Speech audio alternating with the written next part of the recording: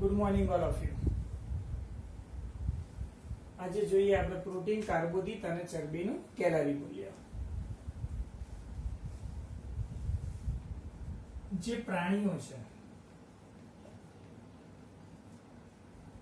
તો પ્રાણીઓને શક્તિની જે જરૂરિયાત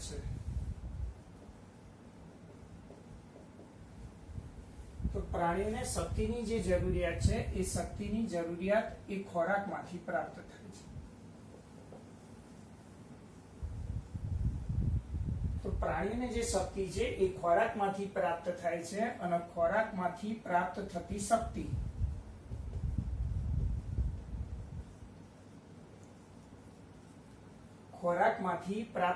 જે શક્તિ છે એ શક્તિ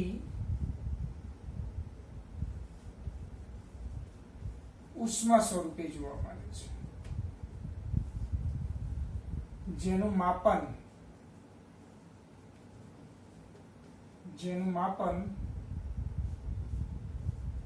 કેલરી અથવા તો જૂલમાં દર્શાવવામાં આવે છે. તો પ્રાણીને શક્તિ ક્યાંથી પ્રાપ્ત થાય? ખોરાકમાંથી. અને ખોરાકમાંથી પ્રાપ્ત થતી શક્તિ અને પ્રાણીની શક્તિની જે જરૂરિયાત છે એ બંનેનું અંતિમ સ્વરૂપ છે ઉષ્મા. અને ઉષ્માનું જે માપન છે એ કેલરી અથવા તો જૂલ દ્વારા તેને દર્શાવવામાં આવે છે. કેવી રીતે કેલરી અથવા જૂલ? તો અહીંયા ઉદાહરણ લઈએ કે ભાઈ 1 ગ્રામ પાણી છે, તો આ 1 ગ્રામ જે પાણી છે એમાં 1 ડિગ્રી સેલ્સિયસ તાપમાન, 1 ગ્રામ પાણીમાં 1 ડિગ્રી સેલ્સિયસ તાપમાન વધારવા માટે 1 ગ્રામ પાણીમાં 1 ડિગ્રી સેલ્સિયસ તાપમાન વધારવા માટે વપરાતી જે ઉષ્મા છે એને કેલરી અથવા જૂલ તરીકે દર્શાવી શકાય છે. પણ અહીંયા વપરાતી જે ઉષ્મા છે એનું માપ ખૂબ જ અતિ સૂક્ષ્મ છે. આનું જે માપન છે એ માપન અતિ સૂક્ષ્મ ઊર્જાના માપ દ્વારા દર્શાવાય છે.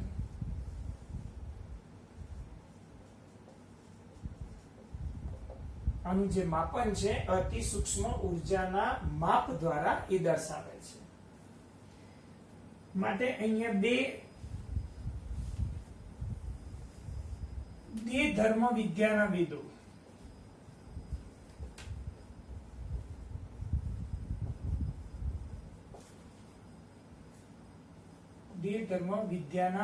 વિદોના આધારે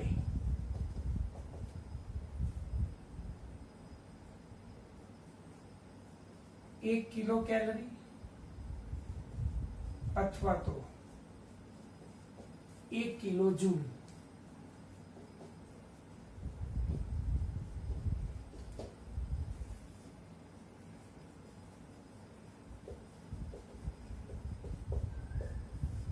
કેલરી અથવા તો 1 કિલો જૂલનો એ ઉપયોગ કરે છે બે ધર્મ વિદ્યાવિદોના આધારે.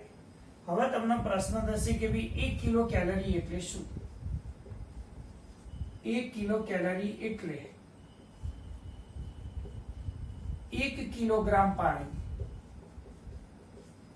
અહીંયા આપણે લીધું હતું 1 ગ્રામ પાણી. હવે 1 કિલોગ્રામ જે પાણી છે એ પાણીમાં મારે 1 ડિગ્રી સેલ્સિયસ તાપમાન વધારવું છે. તો 1 કિલોગ્રામ પાણીમાં 1 ડિગ્રી સેલ્સિયસ તાપમાન વધારવા માટે તાપમાન અથવા તો ગરમ કરવા માટે આપવી પડતી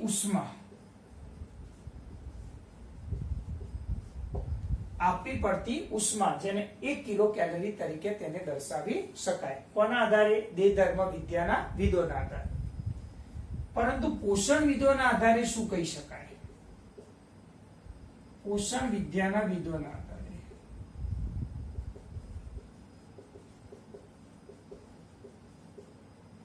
જે પોષણ વિદ્યા છે એ વિધોના આધારે એ 1 કિલો કેલરી છે તો 1 કિલો કેલરીને એ કેલરી અથવા તો એ જૂલમાં દર્શાવે છે. તો યાદ રાખજો, દેહ ધર્મ વિદ્યાના વિદોના આધારે 1 કિલો કેલરીનો અથવા તો 1 કિલો જૂલનો એકમ દર્શાવાય છે, અને પોષણ વિદ્યાવિદોના આધારે 1 કિલો કેલરીને કેલરી અથવા તો જૂલમાં દર્શાવવામાં આવે છે. તો અહીંયા સમજીએ કેવી રીતે કે ભાઈ 1 ગ્રામ ખોરાક છે, 1 ગ્રામ ખોરાક, 1 ગ્રામ ખોરાકનું બોમ્બ કેલોરીમીટર જે સાધન છે, બોમ્બ કેલોરીમીટર, 1 ગ્રામ ખોરાકનું બોમ્બ કેલોરીમીટર સાધનની મદદથી, બોમ્બ કેલોરીમીટર સાધનની મદદથી તેનું દહન કરી પ્રાપ્ત થતી શક્તિ, પ્રાપ્ત થતી શક્તિને કુલ કેલરી મૂલ્ય કહે છે. 1 ગ્રામ ખોરાકનું બોમ્બ કેલોરીમીટર, બોમ્બ કેલોરીમીટર એ શું છે? એક બંધ ધાતુની પેટી છે જે ઓક્સિજન યુક્ત હોય છે. તો ઓક્સિજન યુક્ત બંધ ધાતુની પેટી, જે સાધનનું નામ છે બોમ્બ કેલોરીમીટર. તો બોમ્બ કેલોરીમીટરની મદદથી જો 1 ગ્રામ ખોરાકનું દહન કરવામાં આવે અને જે શક્તિ પ્રાપ્ત થાય એને કુલ કેલરી મૂલ્ય તરીકે દર્શાવી શકાય.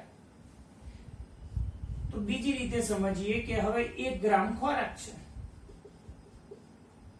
હવે 1 ગ્રામ ખોરાકનું વાસ્તવિક દહન, અહીંયા સાધનનો ઉપયોગ નહીં કરવાનો, 1 ગ્રામ ખોરાકનું વાસ્તવિક દહનથી,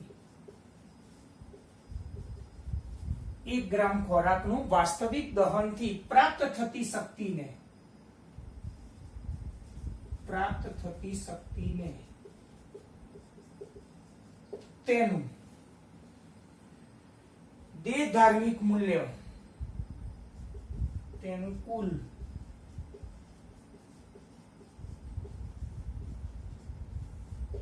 દેહ ધાર્મિક મૂલ્ય કહે છે, અથવા તો દેહ ધાર્મિક ઉર્જા. ચલો આ શબ્દ કાઢી નાખીએ કે તેને દેહ ધાર્મિક મૂલ્ય, મૂલ્ય અથવા તો ઉર્જા કહે છે. તો બે વ્યાખ્યા સમજો. જો સાધનનો ઉપયોગ કરો બોમ્બ કેલોરીમીટરની મદદથી તો એ કહેવાય કુલ કેલરી મૂલ્ય, અને જો વાસ્તવિક રીતે 1 ગ્રામ ખોરાકનું વાસ્તવિક જો દહન થઈ જાય તો એના મદદથી જે પ્રાપ્ત થતી શક્તિ છે એને દેહ ધાર્મિક મૂલ્ય તરીકે તેને દર્શાવવામાં આવે છે. તો આપણે પ્રોટીન, કાર્બોદિત અને લિપિડ જે આપણે ખોરાક ખાઈએ છીએ તેનું કેલરી મૂલ્ય અને દેહ ધાર્મિક મૂલ્ય કેટલું છે એ જોઈએ. એ પહેલા એક વખત ફરીથી અભ્યાસ કરી લઈએ કે પ્રાણીઓને જે શક્તિની જરૂરિયાત છે એ ખોરાકમાંથી પ્રાપ્ત થાય છે. તો પ્રાણીઓની શક્તિની જરૂરિયાત અને ખોરાકમાંથી પ્રાપ્ત થતી જે શક્તિ છે એ બંને માટે પ્રાપ્ત થતી જે શક્તિ છે એનું અંતિમ સ્વરૂપ ઉષ્મા છે. એ ઉષ્માનું માપન કેલરી અથવા તો જૂલમાં દર્શાવાય છે. તો 1 ગ્રામ પાણી હોય એમાં 1 ડિગ્રી સેલ્સિયસ તાપમાન વધારવા માટે વપરાતી જે ઉષ્મા છે એનું માપ ખૂબ જ અતિ સૂક્ષ્મ ઉર્જા છે. એ અતિ સૂક્ષ્મ ઉર્જાનું જે માપ છે એને દેહ ધર્મ વિદ્યાના જે વિદો છે એ લોકો 1 કિલો કેલરી અથવા તો 1 કિલો જૂલ માપનો ઉપયોગ કરે છે. હવે 1 કિલો કેલરી એટલે શું? તો 1 કિલો કેલરી એટલે 1 કિલોગ્રામ પાણી હોય એમાં 1 ડિગ્રી સેલ્સિયસ મારે તાપમાન અથવા તો ગરમ વધારે કરવું છે. તો 1 ડિગ્રી સેલ્સિયસ પાણીને ગરમ કરવા માટે આપવી પડતી જે ઉષ્મા છે એ ઉષ્માને 1 કિલો કેલરી કહે છે. જ્યારે પોષણ વિદ્યાના વિદોના આધારે એ 1 કિલો કેલરીને એ કેલરી અથવા તો એ જૂલમાં દર્શાવવામાં આવે છે. તો અહીંયા આપ્યું છે કે ભાઈ 1 ગ્રામ ખોરાકનું જો બોમ્બ કેલોરીમીટર સાધનની મદદથી દહન કરીશ તો જે શક્તિ પ્રાપ્ત થશે એને કુલ કેલરી મૂલ્ય કહેવામાં આવે છે. પણ જો વાસ્તવિક રીતે દહન કરીશ તો જે પ્રાપ્ત થતી જે શક્તિ છે તેનું દેહ ધાર્મિક મૂલ્ય તરીકે તેને દર્શાવવામાં આવે છે. તો એક બરોબર સમજી લેજો કે ભાઈ કુલ કેલરી મૂલ્ય કયું અને દેહ ધાર્મિક મૂલ્ય કયું. તો હવે આપણે અહીંયા જોઈ કાઢીએ કે ભાઈ કેલરી મૂલ્ય અને દેહ ધાર્મિક મૂલ્ય જે પરીક્ષામાં પૂછી શકાય છે કે ભાઈ આ કાર્બોદિત છે, આ પ્રોટીન છે અને આ લિપિડ અથવા તો ચરબી છે. આ કાર્બોદિત, આ પ્રોટીન, આ લિપિડ અથવા તો ચરબી.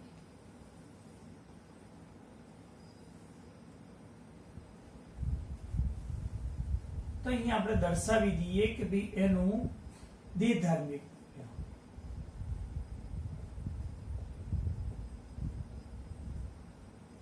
અહીંયા દર્શાવી દઈએ એનું કેલરી.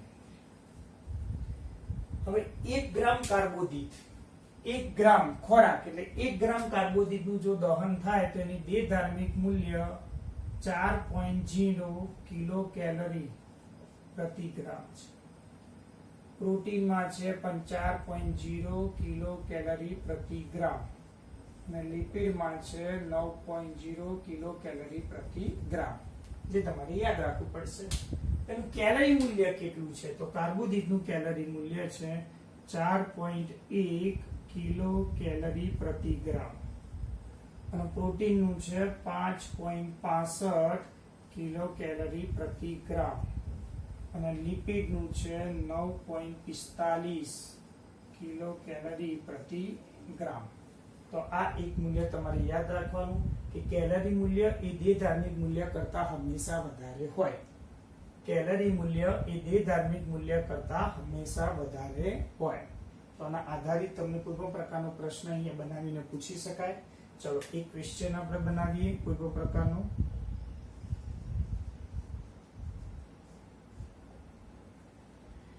ક્વેશ્ચન તરીકે દર્શાવીએ કે કોઈ એક વ્યક્તિને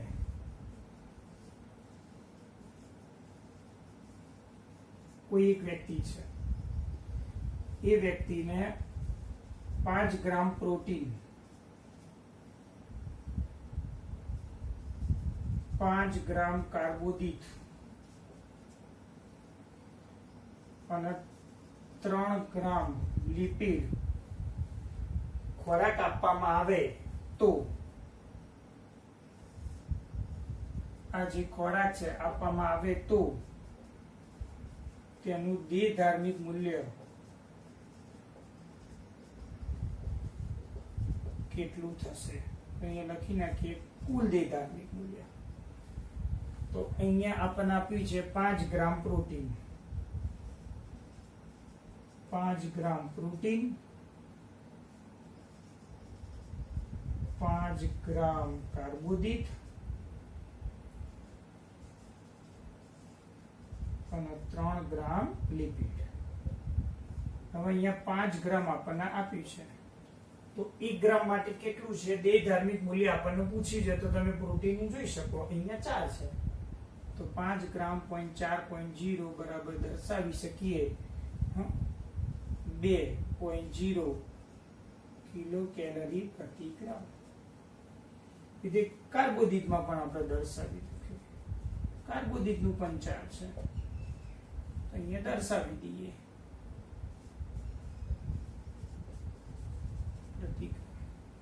લિપિડ નું દર્શાવી દઈએ 3 ગ્રામ કેટલા છે 9.27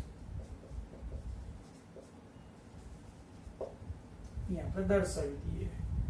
માનો કે દર્શાવી 5 ચોક 20 9 તારી 27 તો અહીંયા દર્શાવી દઈએ 67. તો કુલ એનું દ્વિધાર્મિક જે મૂલ્ય છે એ કુલ દ્વિધાર્મિક મૂલ્ય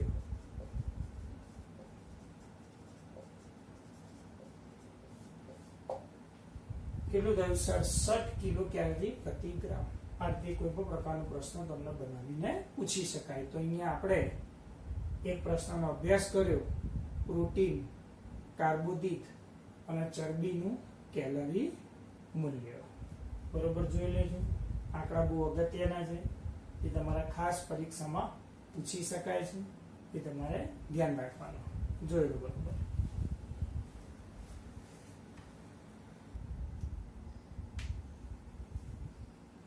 હવે જોઈએ આપણે પાચિત ઉત્પાદનોનું અભિશોષણ. આપણે અગાઉ શીખી ગયા કે ભાઈ પાચનની અંતિમ નિપજો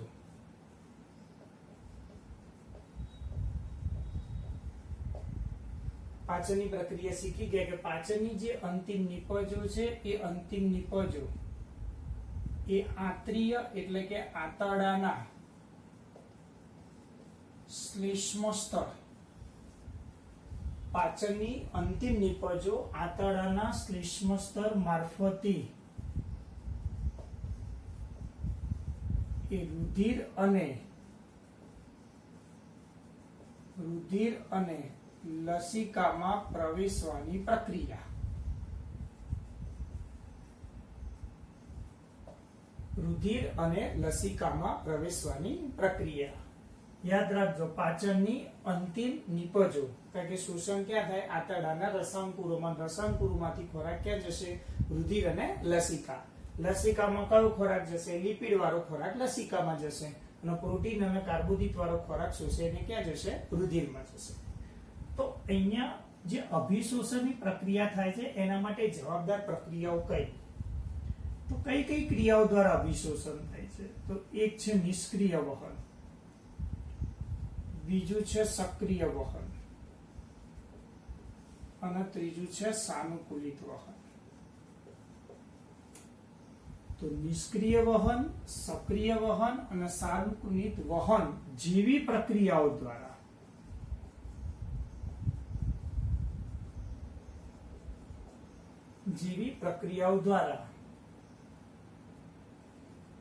પાચિત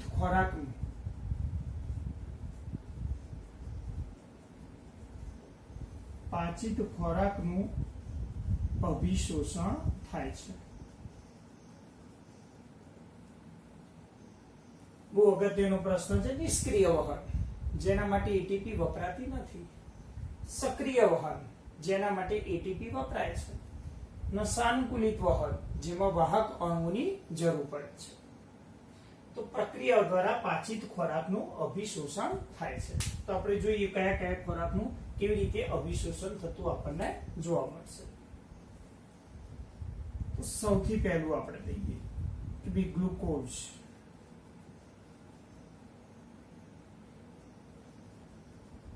એમિનો એસિડ અને Cl- ion.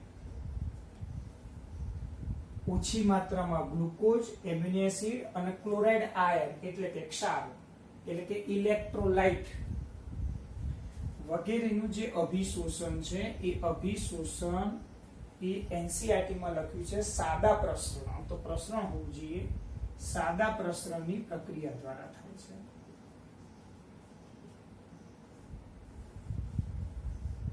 Glucose, amino acid અને ક્લોરાઇડ.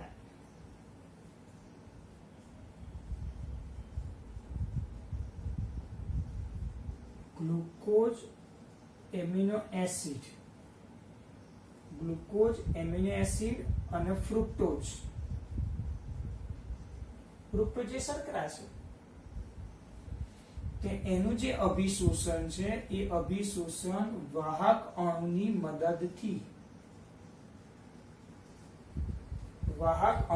મદદથી થાય છે. તો એ પ્રક્રિયાને કહેવાય સાનુકૂલિત વહન. જેનું અભિશોષણ વાહક અણુઓ દ્વારા થાય એને કહેવાય સાનુકૂલિત વહન. સાનુકૂલિત વહન એક નિષ્ક્રિય વહનનો પ્રકાર છે જેમાં એટીપી વપરાતી નથી.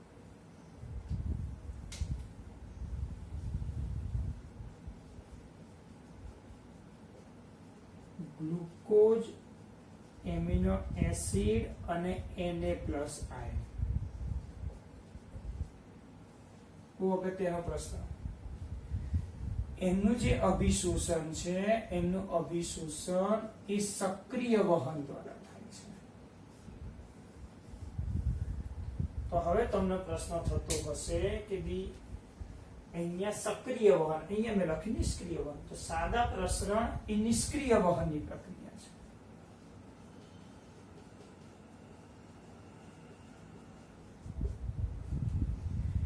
આ પ્રક્રિયા એ સાંદ્રતા ધ્રુવાંશના આધારે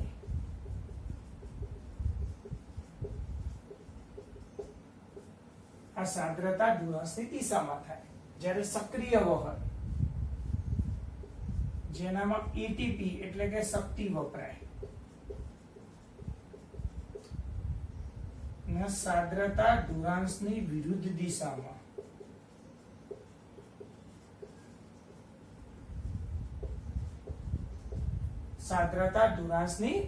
દિશામાં અને હંમેશા વાહક અણુની જરૂર પડે. તમે અહીંયા પણ જોયું હશે મિત્રો વાહક અણુ, પણ આ સાનુકૂલિત વહન એ નિષ્ક્રિય વહન છે જેમાં એટીપી વપરાતી નથી. તો મિત્રો અહીંયા એક પ્રશ્ન બનશે કે દરેકમાં તમે જો ગ્લુકોઝ અને એમિનો એસિડ આવે છે તો માન લો કે પરીક્ષામાં તમને પૂછ્યું કે ગ્લુકોઝ અને એમિનો એસિડનું અભિશોષણ કોના દ્વારા થાય, તો ખાલી ગ્લુકોઝ અને એમિનો એસિડનું અભિશોષણ કે તો તમારે પરીક્ષામાં ટીક શું કરવાનું, તો સક્રિય વહન. બરાબર, ખાસ યાદ રાખજો. જે પાણી છે તો પાણીનું અભિશોષણ કોના દ્વારા થાય, તો આશ્રિતિ ધ્રુવાંશના આધારે.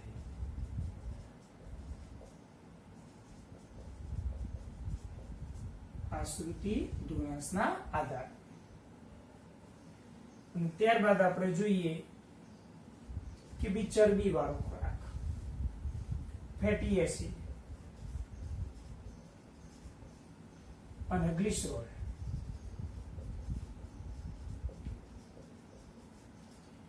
ફેટી એસિડ અને ગ્લિસરોલ એટલે આપણે એને કહીએ છીએ લિપિડ અથવા ચરબી. લિપિડ એ પાણીમાં અદ્રાવ્ય છે એટલે રુધિરમાં તેનું શોષણ થઈ શકતું નથી. તો ફેટી એસિડ અને જે ગ્લિસરોલ છે, તો ફેટી એસિડ અને ગ્લિસરોલ જે પ્રક્રિયા છે તેનું અભિશોષણ કેવી રીતે થશે, તો ફેટી એસિડ અને ગ્લિસરોલ જેવી જે પ્રક્રિયા છે એ સૌપ્રથમ મિસેસ જેવી નાના નાના ચરબીના બિંદુમાં મિસેસ જેવી રચનામાં ફેરવાશે. મિસેસ જેવી રચનામાં ફેરવાયા પછી એની ફરતે પ્રોટીન આવૃત થશે. પ્રોટીનનું આવરણ થશે એટલે એને કહેવાય કાયલોમાઇક્રોન. બહુ અગત્યનો પ્રશ્ન છે. આ કાયલોમાઇક્રોન એટલે એનું શોષણ થશે રસાંકુરો દ્વારા. રસાંકુરો એને દાખલ કરશે લસિકા વાહિની એટલે કે પયસ્વિની. તો ચરબી કે લિપિડ વાળો ખોરાક એ રસાંકુરો દ્વારા શોષણ થઈને લસિકા વાહિનીમાં જશે. યાદ રાખજો, રુધિર વાહિનીમાં નહીં. લસિકા વાહિની એટલે કે પયસ્વિની, પયસ્વિનીમાંથી એ જશે ખોરાક રુધિરમાં. રુધિરમાંથી એ ખોરાક જશે પેશીઓમાં. પેશીઓ એ ખોરાકનો ઉપયોગ કરશે અને પેશીઓ એ ખોરાકનો ઉપયોગ કરશે તો એ પ્રક્રિયાને કહેવાય સ્વાંગીકરણ. એ પ્રક્રિયાને કહેવાય સ્વાંગીકરણ. તો ખાસ યાદ રાખજો કે જોવા જઈએ તો કાર્બોદિત અને જે પ્રોટીન વાળો ખોરાક છે એ રસાંકુરોનું શોષણ કરી એને રુધિર વાહિનીમાં દાખલ કરશે, જ્યારે ચરબી કે લિપિડ વાળો જે ખોરાક છે તો રસાંકુરો એને શોષણ કરી અને લસિકા વાહિની અને પયસ્વિનીમાં દાખલ કરશે અને એ રુધિર દ્વારા ખોરાક જશે પેશીઓમાં. પેશીઓ એ ખોરાકનો ઉપયોગ કરશે પ્રક્રિયામાં અને માટે આ પ્રક્રિયાને કહેવાય સ્વાંગીકરણ તરીકે તેને દર્શાવવામાં આવે છે. તો આ રીતે પાચિત ઉત્પાદનોનું જે અભિશોષણ છે એ અભિશોષણ જુદી જુદી ક્રિયાઓ દ્વારા થાય છે જે આપણે શીખી ગયા. જેમાં નિષ્ક્રિય વહન એટલે કે પ્રસરણ જે નિષ્ક્રિય વહનનો પ્રકાર છે, સક્રિય વહન જેમાં એટીપી વપરાય છે સાંદ્રતા ધ્રુવાંશની વિરુદ્ધ દિશામાં અને હંમેશા વાહક અણુની જરૂર પડે છે. અને જ્યારે ફ્રુક્ટોઝ આવે ત્યારે ખાસ યાદ રાખજો વાહક અણુની મદદથી સાનુકૂલિત વહન થતું આપણને જોવા મળશે. તો આ એક પાચિત ઉત્પાદનોનું અભિશોષણ. તો પાચિત ઉત્પાદનોનું અભિશોષણ થઈ ગયું. પાચિત ઉત્પાદનોનું અભિશોષણ થઈ ગયું તો હવે નકામા પદાર્થો ક્યાં જતા હશે, તો પાચિત હતા. હવે આપણે શીખીએ કે જે નકામા પદાર્થો હતા એ નકામા પદાર્થો એ મોટા આંતરડા દ્વારા એ મરાશયમાં જાય છે. તો નકામા પદાર્થો જ્યારે મરાશયમાં જાય છે તો મરાશયમાં એ મળ સ્વરૂપે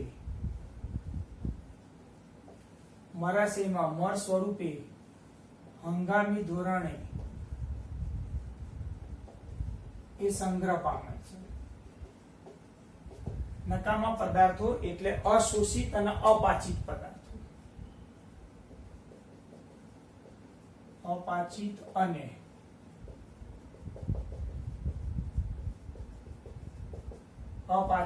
અશોષિત પદાર્થો એ મરાશયમાં જશે. ત્યાં ઘટ મળ સ્વરૂપે એ હંગામી ધોરણે ત્યાં સંગ્રહ પામશે અને મળ ત્યાગની જે પ્રક્રિયા છે એ મળ ત્યાગની જે પ્રક્રિયા છે એ ઈચ્છા પેદા કરશે એટલે કે ઐચ્છિક પ્રક્રિયા છે. ઐચ્છિક પ્રક્રિયા છે એટલે કે મરાશયમાં રહેલા જે સ્નાયુઓ છે એ સામૂહિક પરાવર્તી એ સંકોચન દર્શાવશે. એટલે બધા સ્નાયુઓ એ સંકોચન પામશે અથવા તો આપણે કહીશું એ તરંગવત એ સંકોચન દર્શાવશે અને મરનો એ ત્યાગ કરતો આપણને જોવા મળશે. તો આ એક હતું પાચિત ઉત્પાદનોનું અભિશોષણ. જોઈ લેજો અને એક આકૃતિ દ્વારા પછી આપણે સમજીએ. પાચિત ઉત્પાદનોનું અભિશોષણ એક આકૃતિ દ્વારા પણ તમને અહીંયા મેં સમજાવ્યું છે.